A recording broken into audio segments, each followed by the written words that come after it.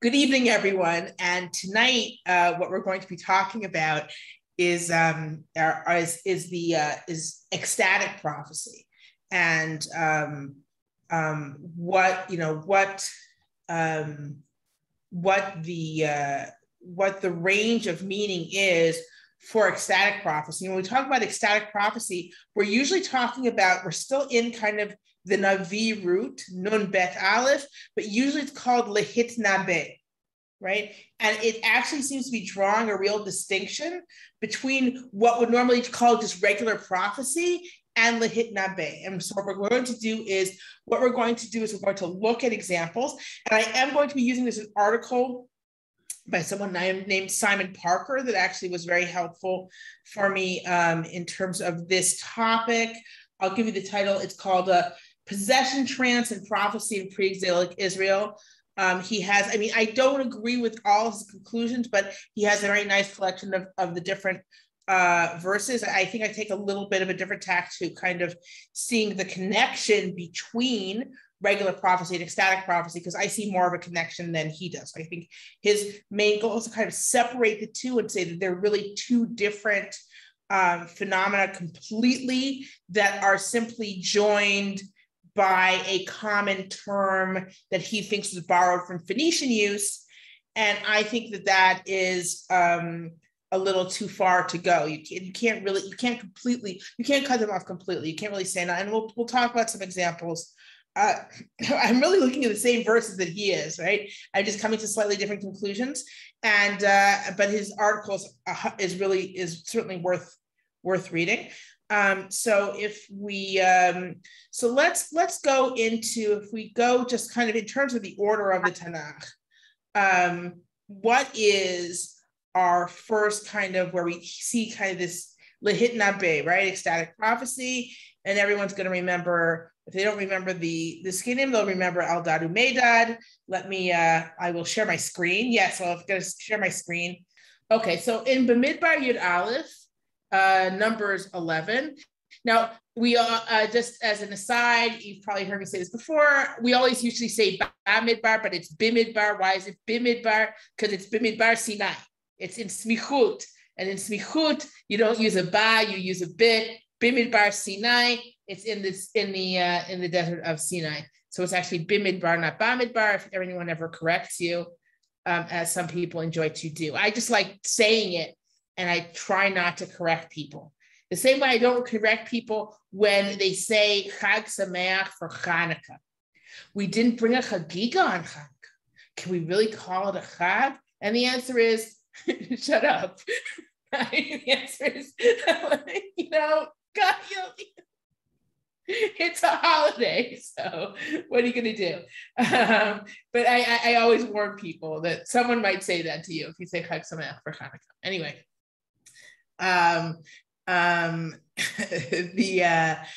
so here we are, Midbar. I see some wondering looks. Is everyone clear on what we're doing? Is everyone cool? Are there any questions or comments before we even start? Yes. Could you define what you mean by ecstatic prophecy? Okay. So there's what we normally think of as prophecy. So thank you, Cheryl. So what we normally think of as prophecy is kind of a measured, either someone asks for the prophecy or God comes to the prophet and the prophet says something, kind of thought out. Right? Now, they may have gotten inspiration in a dream. They may have gotten some kind of ecstatic experience that we don't hear about, but we don't see people being kind of witness to a prophetic experience, right? No one's saying, I saw Yeshayahu and he was going like this, right? And I knew he was getting a prophecy, right? We don't have anything like that. For Yeshayahu or Yirmiyahu, Yecheskel or Elisha or Eliyahu, we don't have any kind of description of them going into this. Well, we have one little one that we'll get to, okay? One little kind of hint. But in general, we don't have this description of them going into some kind of trance in order to get the prophecy. We don't have a description of the actual act of inspiration itself. Sometimes they'll say, and it came to me in a dream, right? It came to me like, some things are described as dreams. That's still kind of unusual. It's more like God said to me. And it's so you don't have this thing where there's an experience that they're describing that almost can't be just, or that it isn't described, that's kind of an ecstasy, right? What we would say, if you're like kind of a rave, like people in a rave or something like that, where they're just kind of, I'm just feeling it, right? And this is what I imagine people in a rave are. I've never been to a rave, right? So people are just kind of feeling the experience. And the reason we talk about ecstatic prophecy is not just because it's a thing, right? It was something that was happening apparently in the ancient Near East, and also, of course, happens today. It's something that is actually described, and the root that's used is nun bet aleph, right? Except it's put in a different binyan, it's put in a different structure. It's lehit nabe, not linabe, but lehit nabe. And lehit, the use of the term lehit nabe is pretty consistent in terms of talking about the actual feeling of inspiration, right? And where it's an actual experience. Now you can say, what did the experience actually look like? Not 100% clear, right? And we'll see that it's less about the way it looked and more about that we're talking about the actual experience of inspiration that didn't necessarily have to have content, right? There's not an actual prophecy that the person has to come out with afterwards. You just say, hu hit nabe, right? There's some kind of inspiration involved. All right, so let's actually delve into some of the verses. And I think it'll become a little bit clearer as we talk about them, the limits of the description of this experience and what we can say about it, okay? As opposed to what you could call regular prophecy, or what we normally think of when we talk about prophecy, which is prophecy that has content when we're not just focused on some kind of ecstatic experience, okay? All right, I see there's a comment here. Hitpael is reflexive in experience. Yes, Hitpael is reflexive.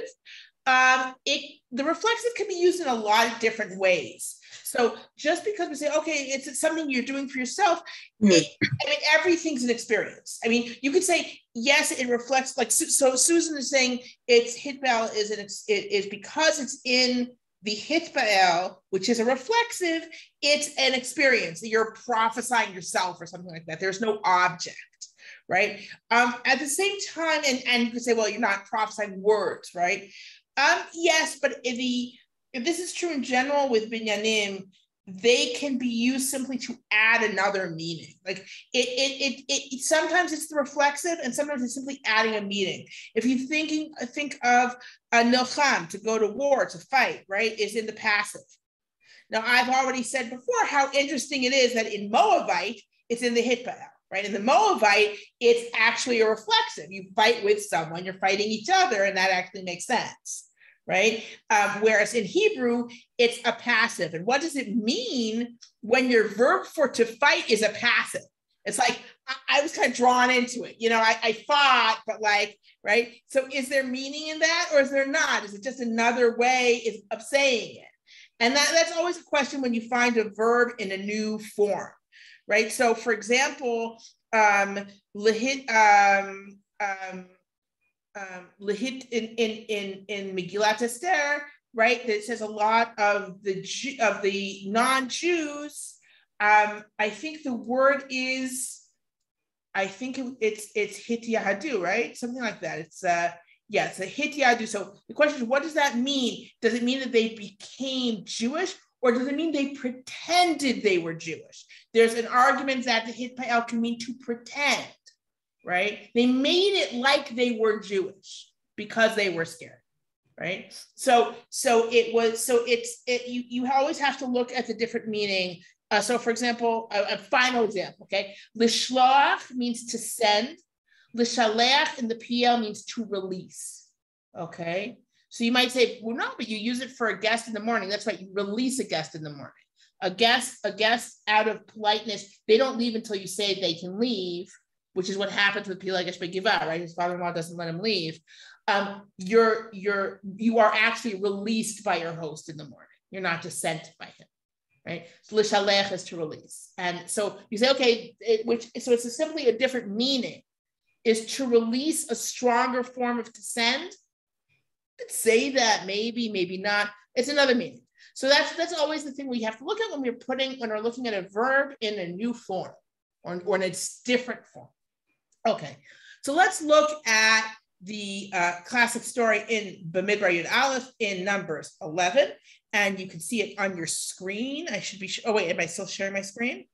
Guys, you see my screen? Yeah. Yes. Okay. So here we have the classic Moshe's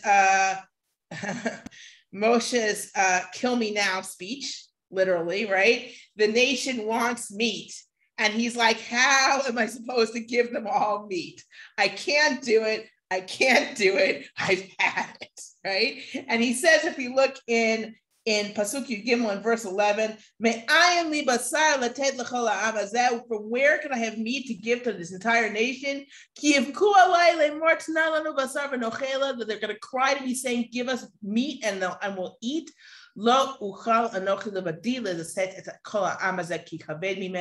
I cannot carry this nation, bear this nation on my own because it's too heavy for me. He says to God, if you're doing this to me, hargeni naharo, please just kill me.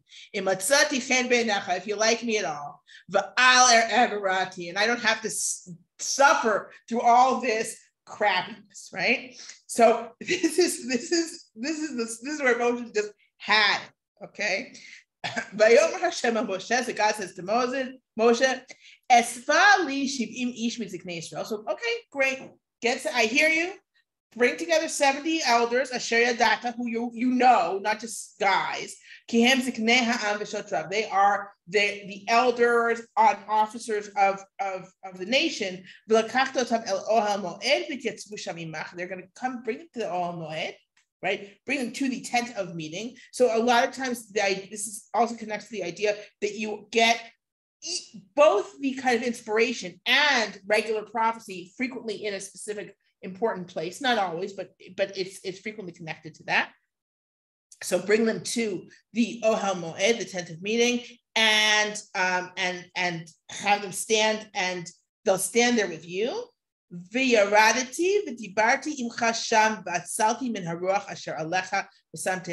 I'm going to speak with you there, and I'm going to take some of the spirit that you have, and I'm going to give it to them. And they will bear with you the burden of the nation, and you will not bear it alone. Okay, so what does that mean? Notice the connection here between being inspired with the Spirit of God and being able to take on a role with the nation. Okay, it reminds us a little bit of kings being anointed, particularly in like Shmuel, where the idea of the king being anointed is that God's Spirit is with him, right? So God's Spirit is going to literally be with these guys. Okay. And then, they have the thing about they're gonna get meat, fine, wonderful. So let me move ahead. Here we are. And so that's what Moshe does. This is in verse Chaf Dalet 24. Vayetze Moshe v'yedaber el ha'am et divrei Hashem. Vayesof shivim ish mitziknei ha'am v'yamer otam tzvot. Oh, he does what God says. He brings the 70 elders. He puts them by the Ohel Moed, the tent of meeting. Vayered Hashem ba'anan v'yedaber elav vayatzel min haruach asher alav. And he does exactly what they do. And then they get the spirit, right? They get some of the spirit that's on Moshe. They get some of that. Vayihi kinoach alehem haruach vayitnab'u v'lo yasav. Okay, and it was when the spirit rested on them, and they hitnab'u. They had prophesied. They had an ecstatic. I would say they had an ecstatic prophetic experience, right? V'lo yasav. They did not continue. Okay, what does that mean? They didn't continue. Again, if you look in the academic Bible, some want to amend this to say, and they never stopped having this. But it actually makes sense that they did not continue to have this prophecy. It was a one-time experience. It wasn't like, this wasn't the way they walked around doing stuff. They were leading the nation. They had this one-time experience of a kind of a prophetic, you could call it a prophetic experience, but what's being described here is not actually saying a prophecy. They had this experience of inspiration of getting God's Spirit, right? And after that, they are good to lead the nation. They're good to bear the burden of the nation, okay? Now, what happens after that? But two of the people had stayed in the camp. Shem ha'echad Eldad v'shem ha'sheni Medad, that's Eldad and Medad, v'tanach aleiham haruach, and the Spirit came to them too. V'hema b'chtuvim, and they were it's not clear what they were busy doing. They were doing other stuff. They didn't go out to the tent, right? So there in the camp, they started having this kind of ecstatic experience. It's clear that it's something that other people can see and say, oh, look what's going on. Because right away, Yoshua Vayartanar, and the boy ran, and he told to Moshe, saying, Eldad and Medad are prophesying. They're having this ecstatic experience in the camp. So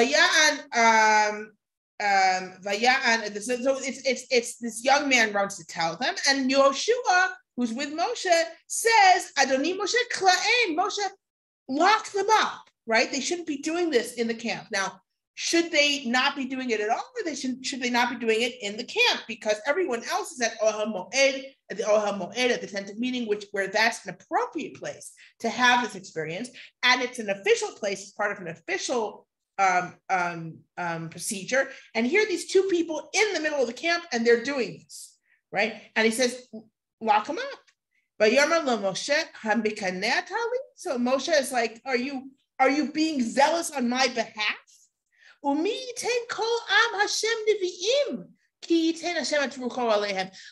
whole nation should be prophets, that God would give his Spirit to them. Okay, so first of all, note that here he's using the term prophet for this experience. Of course, what other word would he really use? He needs a noun. But also the idea here is that there are two points of view being professed. One is that this is something that you have to keep to very specific times and places, this ecstatic experience. And the other is, no, it would be wonderful for the Spirit of God to be on everyone, right? That would be a wonderful thing for everyone to experience. And why should you try to limit it? And these are two different things. That the winning word is, of course, of Moshe in this narrative. The winning word is Moshe's, and Moshe's saying, this is just a good thing. It's just a good thing. God's Spirit, that can't be bad. Okay. Now we see that there's this constant kind of back and forth regarding this style of, you call it a prophetic experience, for lack of a better phrase, that there's a constant kind of back and forth with this about, is this a good thing? Is this a bad thing? Because again, it's not what we normally think of in terms of our normal prophets. There isn't really an emphasis on an ecstatic experience. The emphasis is, God showed me this, God told me this, and now I'm telling you, right? And here, it's just the experience. It's the experience of, I am inspired, I have the Spirit of God on me. So let's take a look at some other examples. And the question is, so one of the things that Simon Parker says is, he looks at different anthropological studies about kind of ecstatic experiences versus something where there's a prophecy. You can have the idea that prophecies always go along with ecstatic experience. And there's an order to prophesy, you need to have an ecstatic experience, and then you can prophesy, and they're really tied together. And he argues that in Tanakh, and he does a good job, in Tanakh, they're not tied together that way. I would say I agree with him that they're not. It seems clear that in most cases they're being used as two separate things. However, there also seems to be a kind of a spectrum that people are looking at it as. In other words, people don't think that the ecstatic experience is really something completely disconnected to prophecy, right? Prophecies can kind of seem like, prophets can kind of seem like crazy people, right? And these people who are going to ecstatic experiences are inspired by God's Spirit, right? Some have argued that there's a split between here. I'm going to stop sharing for just a second. Some have argued that there's a difference between Ruach Hashem and Dvar Hashem. So Ruach Hashem, the Spirit of God, and the Word of God. That the idea of the book prophets, especially, is that they're inspired with the Word of God, right? And these guys just have the Spirit of God. They're kind of this kind of possessive trance, right? And they're possessed by the Spirit of God. Now, I don't think, and I think in general, when you read the prophets, I don't think that there's this kind of distinction. I think that they mean two different things. I mean, Dvar Hashem and Ruach Hashem are two different things. The Word of God and Spirit of God. Spirit of God can be inspiration, but to say that a prophet isn't supposed to have both, a book prophet, let's say, or a regular prophet isn't supposed to have be both inspired by the Spirit and have the Word of God, I think doesn't really reflect what we have. Yes, I saw a hand being raised. Go ahead. This is a bit tangential, but I've heard rumors that some Hasidim very quietly practice speaking in tongues. I don't know about the speaking in tongues, but I'll say that there's a kind of a continuation of trying to do things of all types. Look, to say that people don't experience talking to God, for example, right? Mm-hmm. Now it's a little bit different when you're talking to God, God speaking to you are kind of different, right?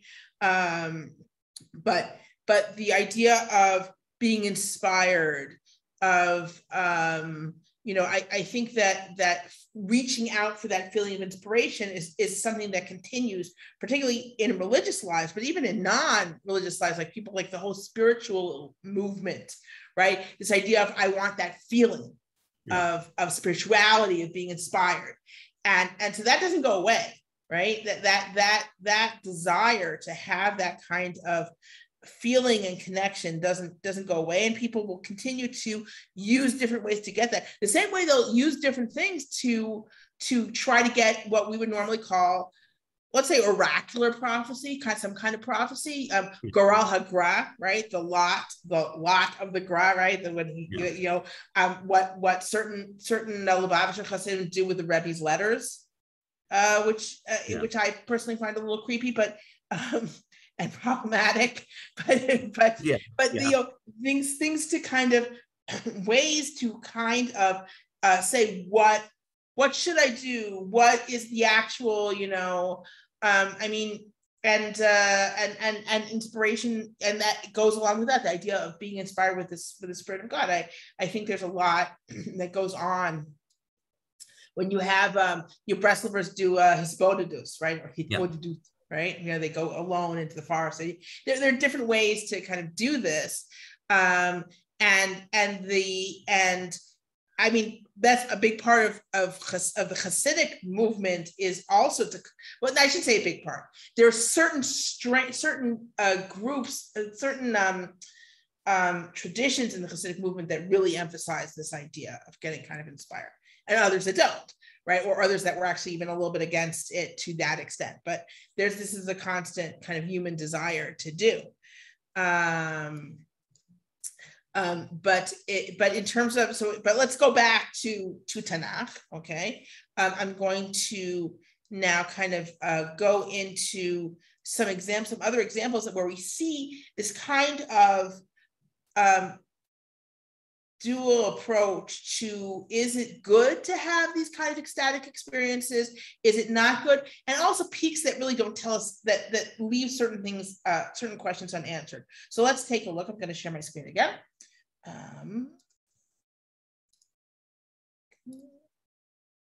Okay. All right. So I am now going to go to the classic Shaul, Shmuel, Saul and Samuel kind of interaction, right? Where Shmuel has chosen Shaul, Samuel has chosen Saul as the king, right? And he tells him, this is how you know right? This is that. Let's actually just read it. Let's read it quickly. So Shmuel takes oil, and he anoints Shaul. This was an easy decision for Shmuel, by the way, because Shaul is tall. Shmuel always goes for the tall guy, and Shaul was really tall. So if you remember the whole thing with David, right? David's not tall. Like Shmuel's ready to do the oldest brother because the oldest brother's tall, but Shaul is super tall, and so Shmuel anoints him. He's been chosen, right? And he tells him. He remembered that Shaul went to Shmuel to find his donkeys. So first he helps him he's going to find his donkeys, right? Well, actually, because to tell him, you're going to go. You're going to find people who tell you that those donkeys that you went looking for, they've been found. And now,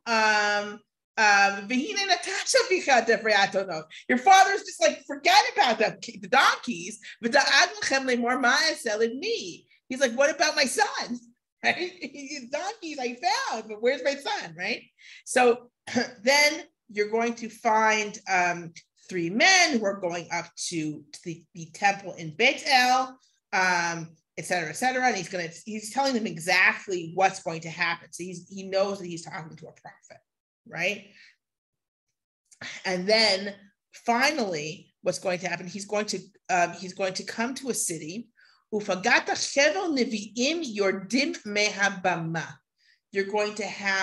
to meet a whole bunch of prophets who are going down from the high place.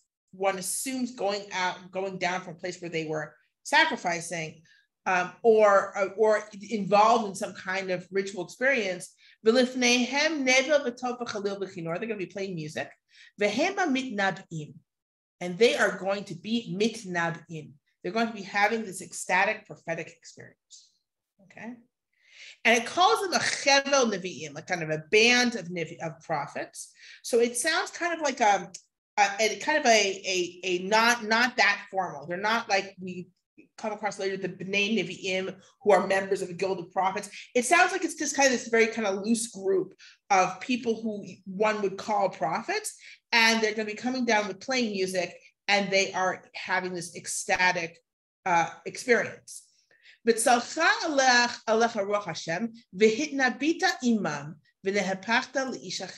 you and the Spirit of God shall come upon you, and you will have this you will hitnabe with them. You're going to have this ecstatic experience with them, and you will change to a different person, right?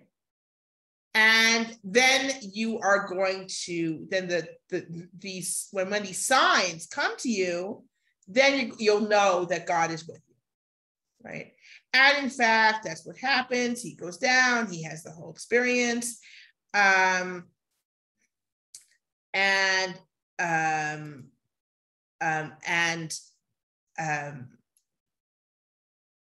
so he, Vehine im nevi'im niba, and behold, he prophesied with the prophets. Vayomer ha'am ish el re'ehu, mazen hayel ben Kish, hagam Shaul b'nevi'im, and the nation, the people, right? What it seems actually, it probably means the people who knew him. Each person said to his friend, "What's Ben Kish?" Right? It's Shaul ben Kish. What's with this Ben Kish? Is Shaul also among the prophets? All right. And Vayad ish misham vayomer umi avihem. And one said, okay, and who's their father? I'm not clear. I think they're like, who are they? Where are they from? Therefore, it was a parable, a proverb rather. Is Shaul also among the prophets? Is Saul also among the prophets? What does this mean here? And because it means a different thing at the end of the book, right? So what it seems to mean here is this Shaul, is he also inspired? Is this also someone who is, gets God, the Spirit of God? That's a possible interpretation. Is Shaul also among the prophets? Now, right now, what this looks like is a straight question. In other words, if we just had this source, what would the proverb be? The proverb would seem to be a relatively straightforward proverb, meaning, is this person also an inspired person? Really, I didn't know. Is this person also one of the leaders? Is this person also an inspired person? Huh? Right? And it only becomes ironic in our next source. I'm going to pause just in case you have questions about this source. Do you guys have? Does anyone have questions? No one has questions. Great. Okay, so I'm going to share my screen once again. Okay. So if we go to then once, actually, this was what I wanted to go to, I believe. Yeah. So much later, Shaul. This is the rise of Shaul. This is the rise of Shaul as a king of Israel. This is the point when we are most rooting for Shaul. Right? He's just been chosen, and he's been chosen with this beautiful language. He says, "Vayomer." Shmuel says to him, "Vayomer halo ki meshachacha Hashem anachlato lenagid," because behold, because God has anointed you over his portion, over his land as a leader, right? And we're like, yeah. And Shaul got all the prophecy comes true, and then he gets inspired with the Spirit of God, and he's like a new person, because now he was shy, and hiding, but now he's going to be king. He's still going to be kind of shy and hiding, which is going to be a problem for him throughout, but he's going to be king now, and this is his rise. And then the next time we meet this proverb, we meet it at his fall. Okay, and there's another Hitnabe experience in between that we're going to come back to in just a second. And this is when David flees for his life from Shaul. So one of the times, right? So David runs away, and Michal manages to.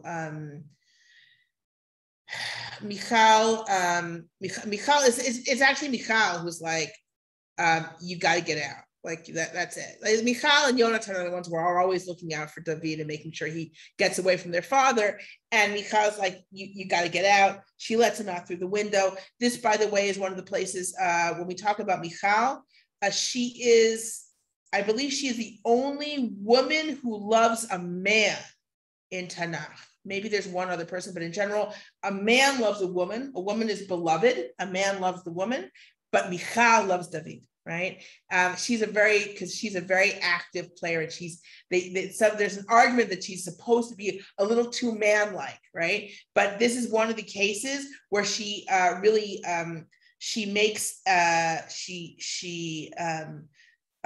takes a real role. She has a lot of very active verbs here. But Tared Michal et David ba'ad hachalon. She lowers David through the window. Vayelech vayivrach v'yimaled, and he runs away. He escapes. But tikach Michal et hatrafim v'tasem el hamitav v'takbir hayizim.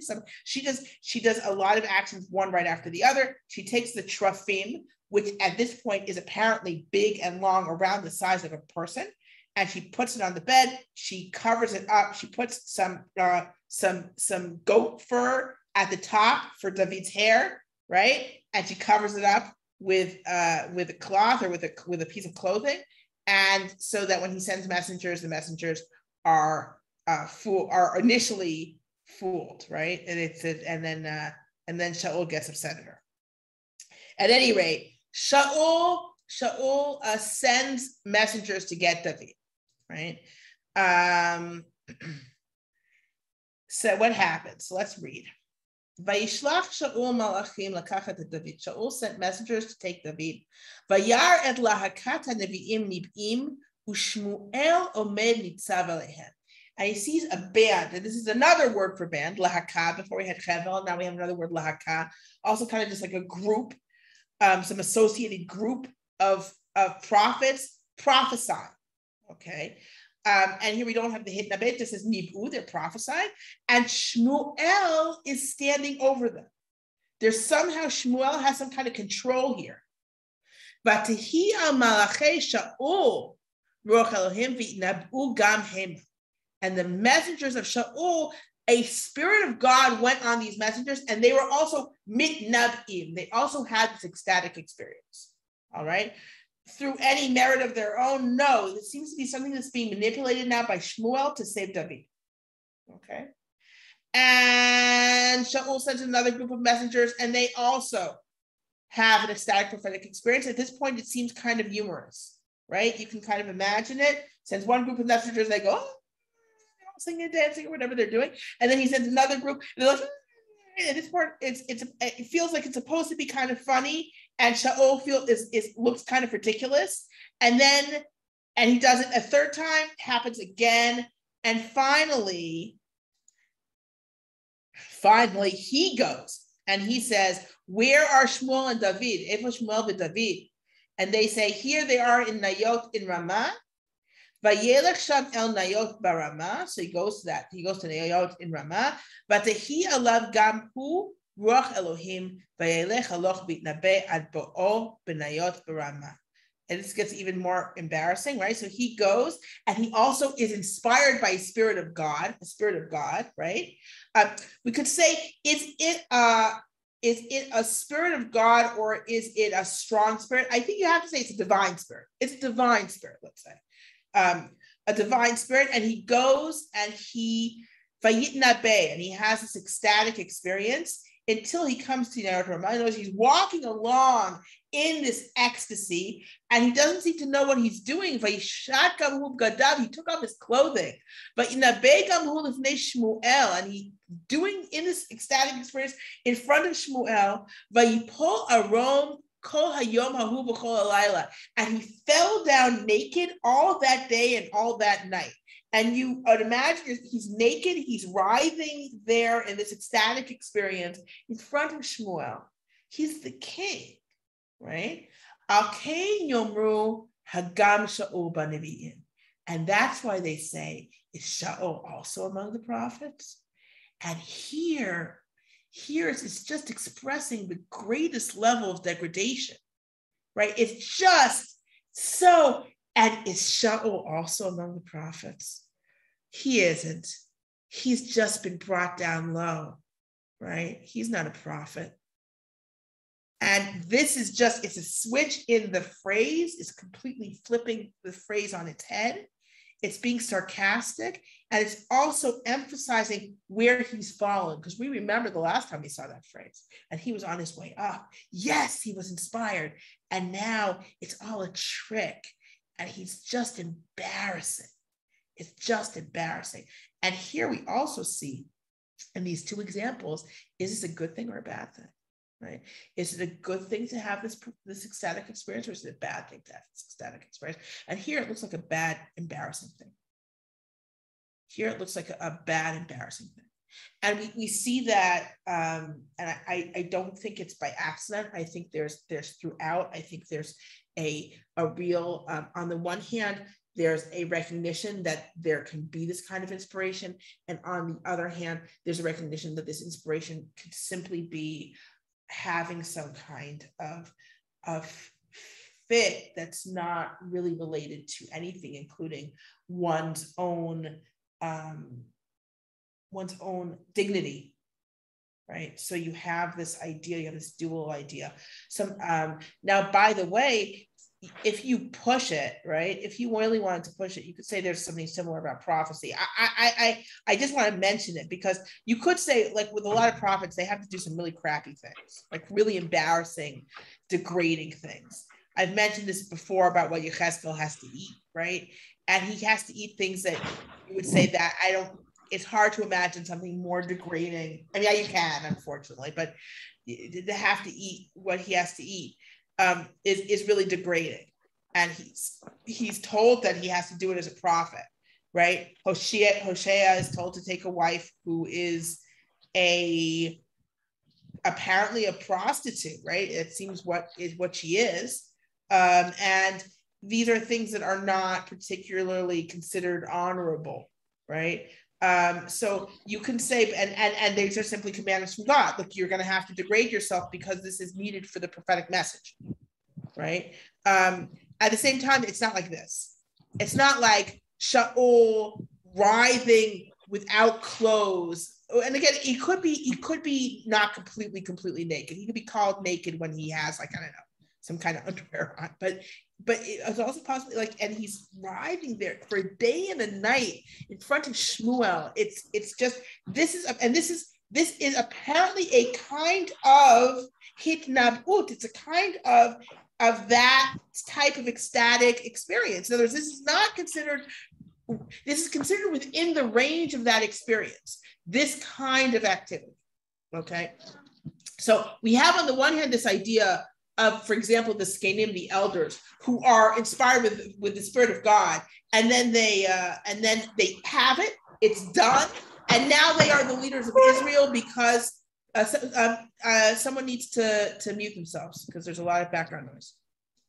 Everyone mute yourselves, please. Okay. What was I saying? Yeah, so on the one hand, we have the Skenim, the elders, who are inspired. They have this experience and then it ends. They don't continue. And now they have had that experience. They've been given from the Spirit of God and they are the leaders. We have Shaul, who has that experience at the beginning. And there's an idea that he's a new person now that he's had this experience. And now he can be king, right? Or it's part of the process. Like it seems to be connected to his becoming king in some way, even though he's already anointed. And yet we have here this experience where it's garbage. I mean, he sent messengers, and this was just a way to get them to not be able to trap David. And it's a way for Shaul to not only not trap David, but to be completely humiliated, right? Hagam Shaul ben Nevi'im, is Shaul also among the prophets? You know, like what has happened to him? So quickly, let's take a look at. Actually, let's go back. Let's also go back one chapter, okay? So we're going to look at also Shaul, and this is important to also, this is another negative use of Lahitnabe, and it's a super negative use. Here we have, this is Shaul, and you remember that Shaul used to get into Shaul gets in these dark, depressive moods, right? So that's in the kind of the whole story. He has this very complicated relationship with David, and one of the things is that he gets in these dark moods, and David gets him out by playing music for him. Right? He gets into these kind of depressions, these black moods, and David helps him by playing music. Vayhi mimacharat, and it was the next day. And Shaul is already angry at David. Vayhi mimacharat was on the next day. But titzlach ruach Elohim ra'ah el Shaul ve'nabeh b'toch habayit. A bad divine spirit came on David. What does that mean? A bad divine spirit? It's something that's somehow either from God or it's from outside of himself, and it's bad, and it infests him. And he had this ecstatic experience within the home. David minagen biado, and David is playing for him, kayom bayom, as he did every day. Vachanit biyad Shaul, and Shaul's got a spear. Vayatel Shaul et hachanit, vayomer akeb David uvakir v'yasi Yosef David b'manav pamai. And so Shaul takes a spear, and he's like, I'm going to get it through David and get it to the wall, right? I'm going to pin David to the wall with a spear, and David kind of turns away twice. And so what's going on? This is much more like just a fit. This is much more like some kind of homicidal fit, right? It's being described as a spirit, and I think it's being described as a spirit, as an evil, divine spirit. I don't think it's meant to be a divine spirit. It's meant to be something that can't be understood from within Shaul's normal character.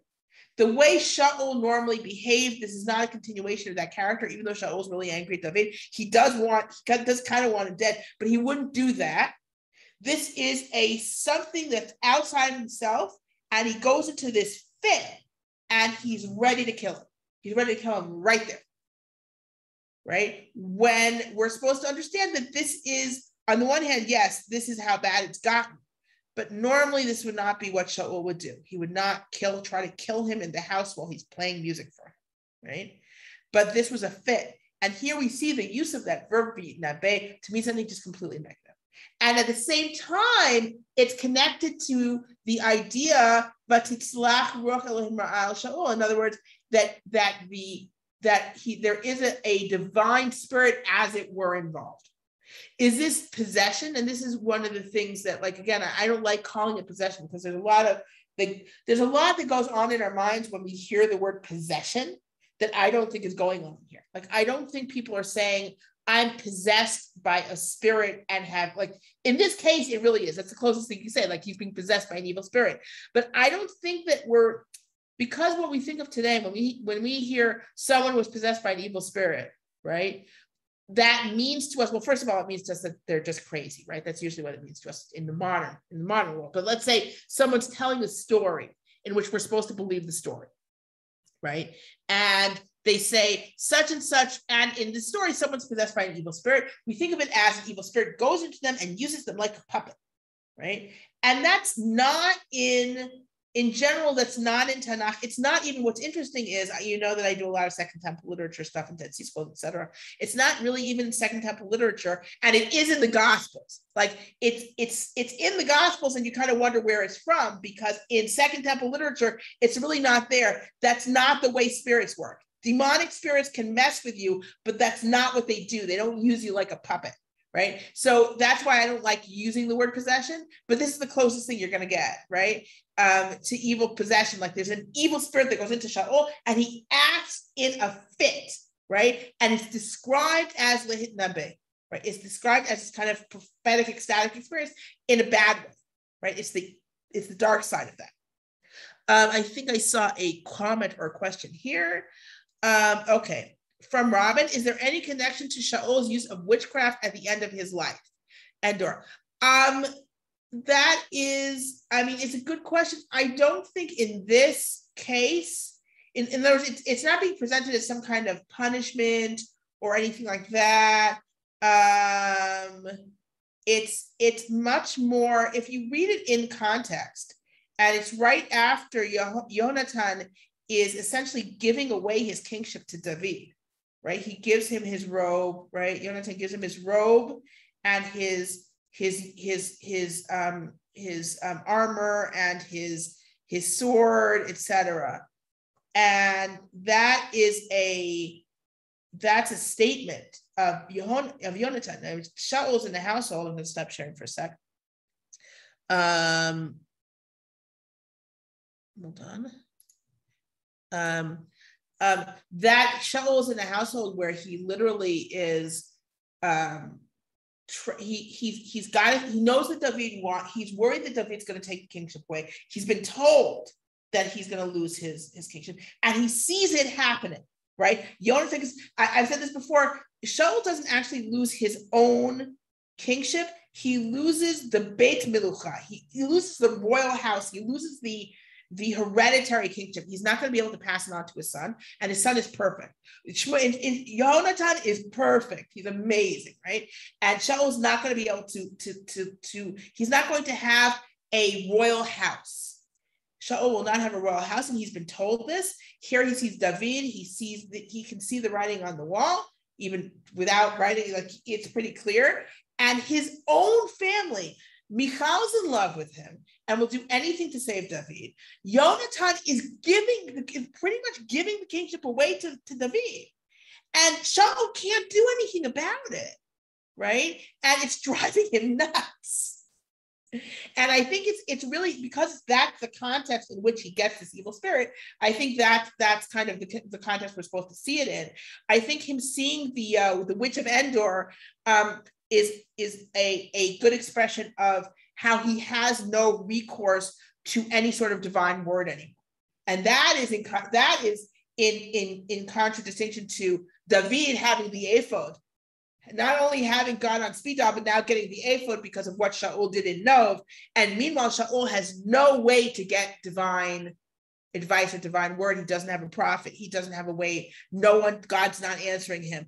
And so he's pushed to the edge. So we see there's, particularly towards the end of the book, to the end of 1 Samuel and Shmuel Aleph, you see Shaul really being pushed in all sorts of ways to an extreme, right? It's the tragedy of Shaul. So we see that the use of the word hitnabe does in fact seem to be describing an ecstatic experience that could be good or it could be bad, right? It could be a part of getting leadership, as it is with the Zkenim, with the elders, and with Shaul in the beginning, or it could be something that you're not actually supposed to respect that much, right? And there's kind of this mixed attitude towards it, right? At the same time, it's not something that you would stop people from doing, right? That's something that we see from Moshe's statement to Yoshua. Hey, look, let everyone be inspired by the Spirit of God and have these ecstatic experiences wherever. And we also see it in the way these groups of prophets are showing up in the book of Shmuel, where, oh yeah, you're going to see a group of them and they're going to be in this ecstatic thing with instruments and you're going to join them. And then later on, Shmuel is kind of using them to stop the messengers. There doesn't seem to be an issue. This isn't a negative thing to have a group of people having this experience. It's not something that has to be shut down, is what I'm saying. Now, so is this, how separate is this from prophecy, right? Is this something that's completely separate from prophecy? I think now again, Simon Parker, what he thinks is that the reason they're using the Nun Bet Aleph root for this experience is because they borrowed it from the Phoenicians. The Phoenicians Phoenicians had ecstatic prophecy. Like they had prophets who went into an ecstatic experience and they were prophets. And they just kind of borrowed the word more, as opposed to, but it's not something that happened in Israel, that someone would go into an ecstasy for prophecy. What's something that he himself, Simon Parker himself, brings as a proof, as kind of a proof against it that he needs to explain. Give me a moment, here we are. Okay, so what is in, here we are. Okay, no, not this one. Here we are. So in 2 Kings 3, Malachim Bet Gimel. Okay, we are in Yoshaphat wants to hear a prophecy. And so Yoshaphat and Yoram sent to Elisha, and Elisha really doesn't want, he doesn't particularly want to prophesy, but he says, but in order for him to prophesy, he says, Vata kuli min again, take someone who's going to play music, vayakin again him and again, but to heal of Yad Hashem. And when the person played music, the hand of God was on him. Vayomer Ko Amar Hashem, so Nachal gave him givim, so and then he prophesied. So the question is, what did he need someone playing music for? Did he need to get into some kind of ecstatic experience in order to prophesy? Okay, and it's a question. And some people say, well, what's going on is he's kind of playing with them. Like he doesn't want to do it, so he's like, okay, well, get me a musician, because that's what they would expect. They would expect him to need to go into some ecstasy. He's like, get me a musician. But that's really not what it says. It says that the musician worked. It's possible that the way it's being described is he really doesn't want to prophesy.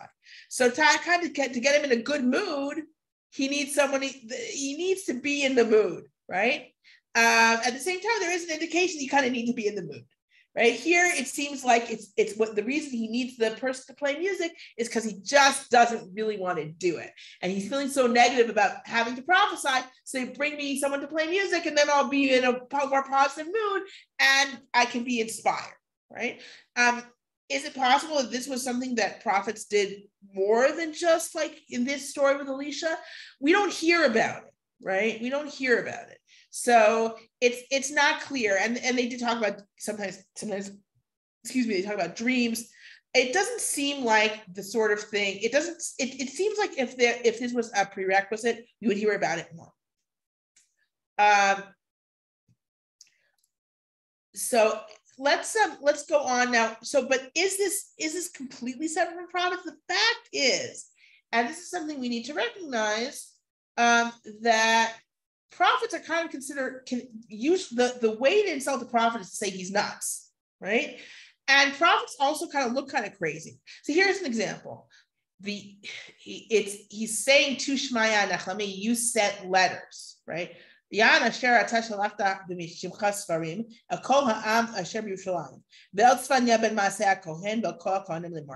you sent in your name letters, messages, right? It's books, but messages, right? To everyone who is in Jerusalem, to Tzvanya, the son of Maaseiah, the Kohen, right? The priest, unto all the priests, saying, Hashem nitancha Kohen, tachat Yoyada. God, the Lord, made you a Kohen instead of Yoyada. Why? Liyot kidim bet Hashem, to be kind of in charge of the house of God. L'chol ish b'shugal mitnabe, for every crazy mitnabe person, every crazy person involved in ecstatic prophecy. And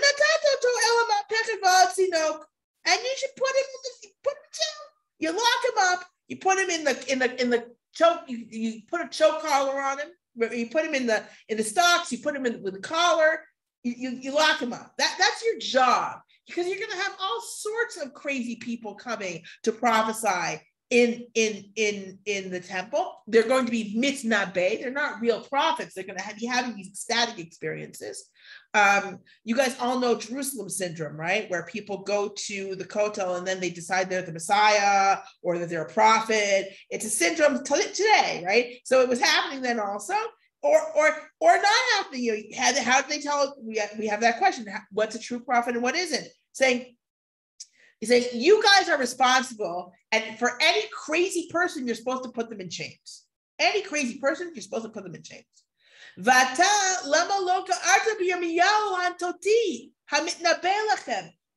didn't you rebuke Yirmiyahu from Anatot? He's an Antoti, he's from Anatot, right? Whose prophet was being an ecstatic prophet to you, right? He was going through this kind of this trance-like prophecy, mitnabe. Why is it using the term mitnabe? Again, because mitnabe can be negative.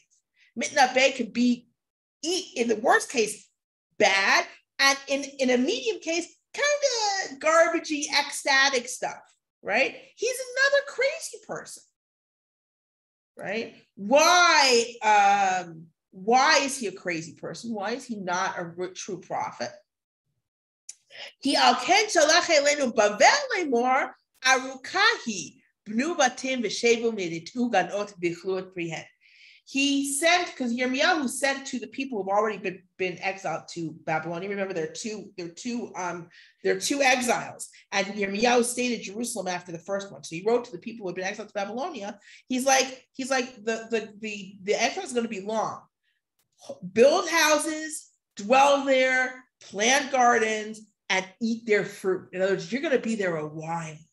Just settle there. Build the houses, plant the gardens. You're going to be so long, you're going to be eating the fruit of the trees you plant.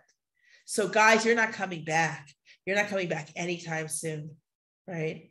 And so Shmayahu HaNechlami, right, wrote to the priests in Jerusalem saying, lock this guy up.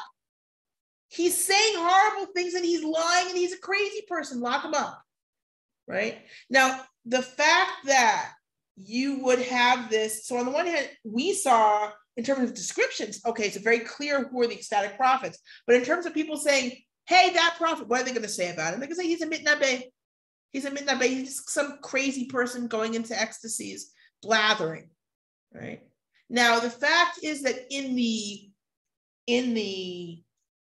narrator, quote unquote, isn't going to do that, right? That when we read, so when we see a pretty deep distinction, even between a false prophet, right? A false prophet says stuff, right? We don't hear about them going into ecstasy so much.